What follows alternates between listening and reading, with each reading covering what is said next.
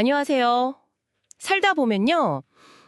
정말 열심히 세운 계획이 있는데 이게 생각대로 안 풀릴 때가 꼭 있잖아요. 네, 그럼요. 누구나 겪는 일이죠. 그럴 때 막 속상하고, 당황스럽고.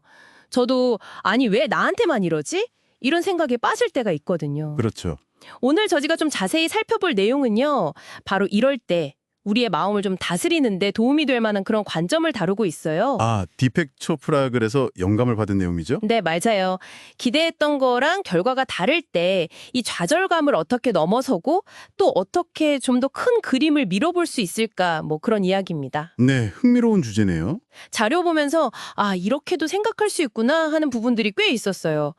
자, 그럼 이 이야기 한번 같이 파고 들어볼까요? 좋습니다. 자료에서 제가 제일 인상 깊었던 구절이 이거였어요. 일이 당신의 뜻대로 되지 않을 때 그 결과에 대한 집착을 버려라. 그리고 당신이 보고 있는 것은 부분일 뿐, 전체 그림이 아니다. 뭐 이런 내용이요. 네네, 그 부분 저도 봤어요. 그러면서 우주는 당신을 위해 당신이 상상하는 것보다 더 좋은 것을 계획하고 있다. 아, 근데 솔직히 좌절한 순간에 이런 생각하기 진짜 어렵잖아요. 맞습니다. 그게 참 어렵죠. 당장은 실망하고 자책하고 그게 보통의 반응일 거예요. 네. 이 자료는 바로 그 지점에서 우리 시야를 좀 넓혀보라고 하는 거죠. 비유하자면 지금 내가 보는 건 거대한 퍼즐의 한 조각이라는 거예요. 퍼즐 조각이요? 네. 당장 눈앞에 있는 이 조각, 즉 결과가 전체 그림, 즉 우리 삶의 큰 흐름에서 어떤 의미인지는 아직 모른다는 거죠. 아, 지금은 실패처럼 보여도 나중에 돌아보면 이게 또 다른 기회로 이어지는 그런 연결고리일 수 있다는 가능성을 열어두자는 겁니다. 그 퍼즐 조각 비유는 진짜 와닿네요.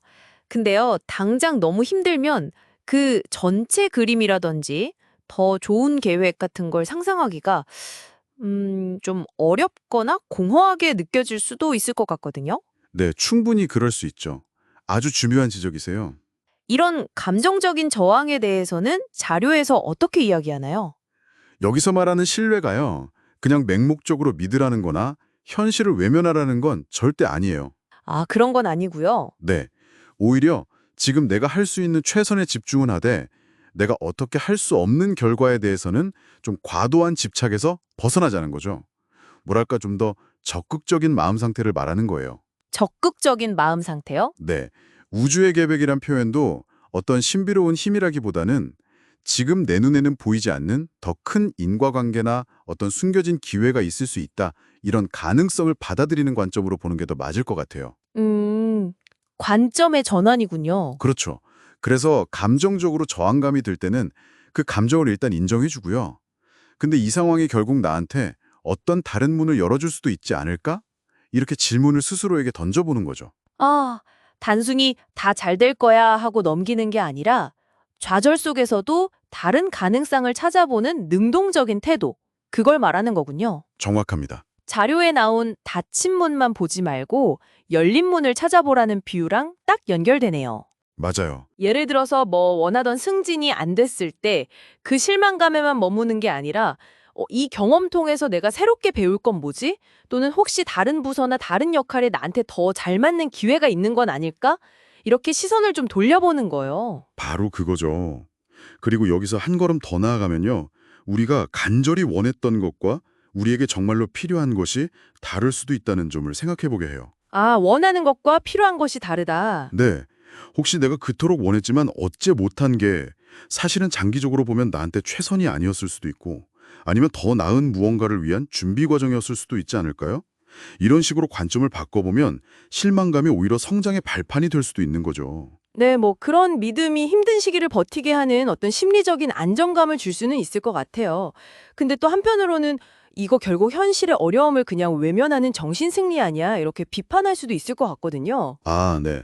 좋은 질문이에요. 그럴 수 있죠. 자료는 이런 관점에 대해서는 어떤 균형을 잡고 있나요? 자료가 현실을 외면하라고 말하는 건 아니에요. 오히려 그 좌절이라는 현실을 그대로 받아들이되 그걸 최종 실패라고 딱 규정짓지는 말자 하는데 초점이 있어요. 최종 실패로 보지 말자. 네. 중요한 건 실패나 좌절이라는 사건 자체와 그것에 대한 우리의 해석을 분리하는 연습인 것 같아요. 사건과 해석의 분리요. 네.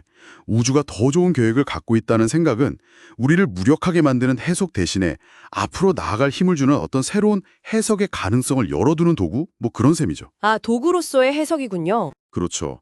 상황을 좀 더 긍정적으로 혹은 희망적으로 재해석하면서 어려움 속에서도 주도성을 잃지 않도록 돕는 일종의 심리적인 전략에 가깝다고 볼 수 있습니다. 해석을 바꿔서 주도성을 찾는다. 그 말씀이군요. 아, 결국 핵심은 계획대로 되지 않는 그 불확실성 속에서도 희망을 좀 유지하고 예기치 않은 변화를 어떤 새로운 가능성의 신호로 읽어내는 유연함. 이게 중요한 것 같아요. 맞습니다. 유연함이죠. 계획에 너무 집착하기보다는 삶의 흐름에 좀 몸을 맡겨보는 용기. 이런 게 필요하겠네요. 네. 자, 오늘 저희가 나눈 이 이야기들이 이걸 듣고 계신 당신에게는 어떤 울림을 주는지 궁금하네요. 네. 제 생각엔 핵심은 우리가 세운 계획만이 유일한 정답이라는 생각에서 좀 벗어나서 삶이 때로는 우리의 상상보다 더 놀랍고 풍요로운 길로 우리를 이끌 수도 있다. 이런 가능성을 한번 믿어보는 것 아닐까 싶어요. 네, 맞아요. 좌절이나 실패를 이야기의 끝으로 보지 않는 거죠. 오히려 예상치 못한, 어쩌면 더 흥미로운 전환점으로 바라보는 시각을 갖는 거고요. 네. 자료에서도 그런 말이 나오잖아요.